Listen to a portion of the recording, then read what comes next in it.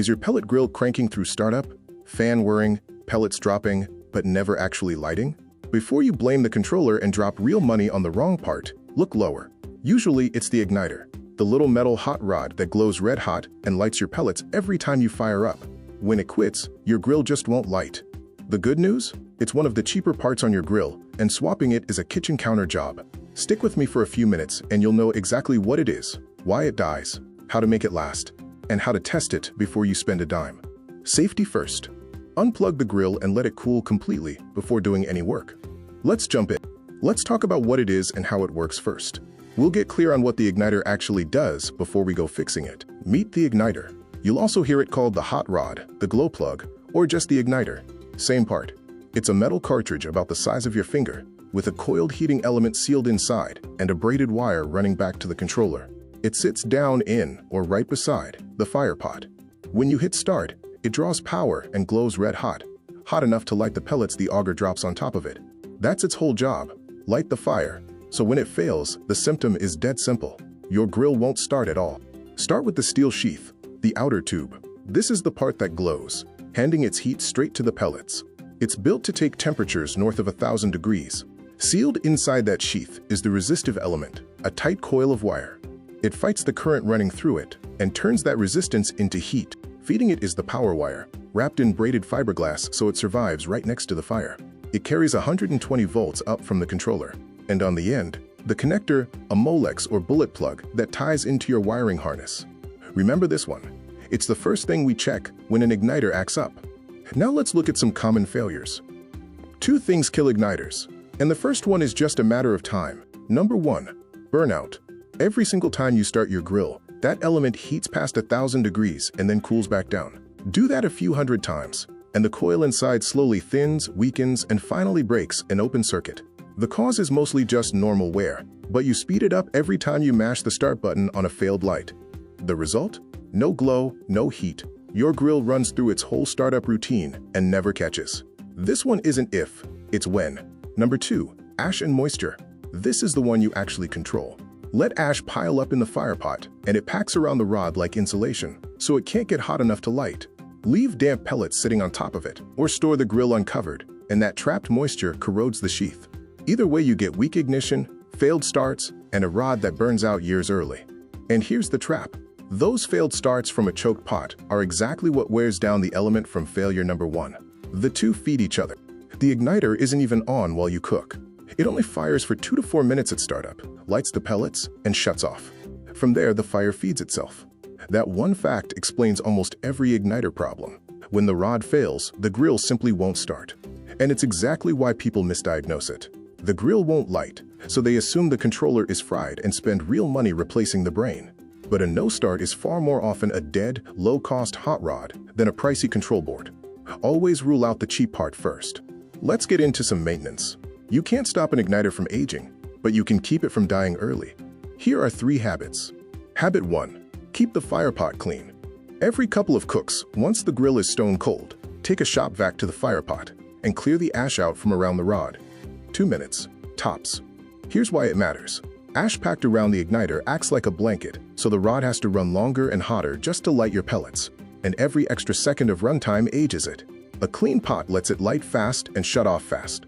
It's the single best thing you can do to stretch its life. Habit 2. Keep your pellets bone dry. Wood pellets are basically sponges. Let them get damp and they swell, crumble, and flat out refuse to light. That forces start after start, and each one is a full heat cycle on the rod. So store your pellets sealed and up off the garage floor, and if the grill's gonna sit a week or 2, empty the hopper. Dry pellets light on the first try, and the first try is the only one that doesn't cost your igniter. Habit 3. Never double start. If your grill doesn't light on the first go, do not just hit start again. Shut it down, scoop the unburned pellets out of the pot, sort out why it didn't catch, then try once more. 2 reasons. First, every failed start is another full 1,000-degree cycle burning down your rod. Second, and this is the dangerous one, a pot already heaped with unburned pellets can light all at once and roar into a runaway fire. Clear it first, every single time. Now let's troubleshoot. Your grill won't light, so we'll work it from the cheapest fix to the surest one. Start here, because it costs nothing. You hit start, you hear the fan spin and the auger turn. Pellets are dropping. But there's no flame and no orange glow down in the pot, just a lot of white smoke that fizzles out. Before you condemn the rod, rule out the easy stuff. Check the little 5-amp fuse first. Clear any ash sitting on the igniter. Make sure dry pellets are actually feeding. Reseat the burn pot if it's loose. And close the lid. Most grills need that seal to build ignition heat. Fix one of those, and you could be cooking in 15 minutes for the price of a fuse. Cleared all that and still nothing? Next, rung up the ladder. The tell here is pellets piling into the pot but never catching, and when you carefully feel near the rod a few minutes in, there's little or no heat coming off it. Unplug the grill and get to the igniter. First, check its connector at the harness. A loose or corroded plug is an easy win. Still dead? Then it's time to actually test the rod itself. It's a low-cost part and about half an hour of your time. But let's confirm it before you buy anything. This is the test that settles it, and you'll need a multimeter. Pull the igniter and touch your meter to its 2 leads to read resistance. Around 46 ohms, give or take 10%, and the rod is good. Your problem is somewhere else. Down in the single digits means it's shorted inside, and no reading at all. An open line means the element has burned clean through. Either of those, it's done. Replace it. One critical thing when you order: match your grill's wattage, voltage, length, and connector. They are not all the same, and the wrong rod won't save you. Finally, let's hit some FAQs, a few questions we get at the counter all the time. How long should an igniter last? Honest answer: treat it as a wear part, something you'll replace once or twice over the life of the grill. The reason it's not measured in years is that its real life is measured in startups. Every ignition is a full heat cycle. Cook often, and it ages faster. But the habits we just covered, clean firepot, dry pellets, no double starts, can easily double how long it goes. It's the one part on your grill designed to wear out, so don't be alarmed when it finally does. Are igniters universal? No. And this trips up a lot of folks. Hot rods run anywhere from 100 to 300 watts. Most are 120 volt, but some portable grills, like the Green Mountain Davy Crockett, run on 12 volts. And the connectors differ. Some use a Molex plug, others a simple bullet. Put the wrong one in, and it either won't seat, won't get hot enough, or pops your fuse. So don't shop by eyeball. Pull your make and model, and match the part to your exact grill, every time. Can you still cook if the igniter's dead? Yes, and this is worth knowing before it strands you on a Saturday afternoon. Almost every pellet grill has a manual start procedure. You prime the fire pot with a small handful of pellets, light them by hand with a propane torch or a fire starter, let the fan get the fire established, then close the lid and set your temperature like normal. A dead rod is annoying, but it doesn't have to cancel dinner.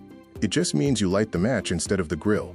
Before you order a single part, find your grill's data plate. Write down 4 things: the brand, the model, the serial number, and the manufacturer's date if it's listed. Here's why that matters. With those numbers, you can pull up your owner's manual and match the exact igniter from the parts list.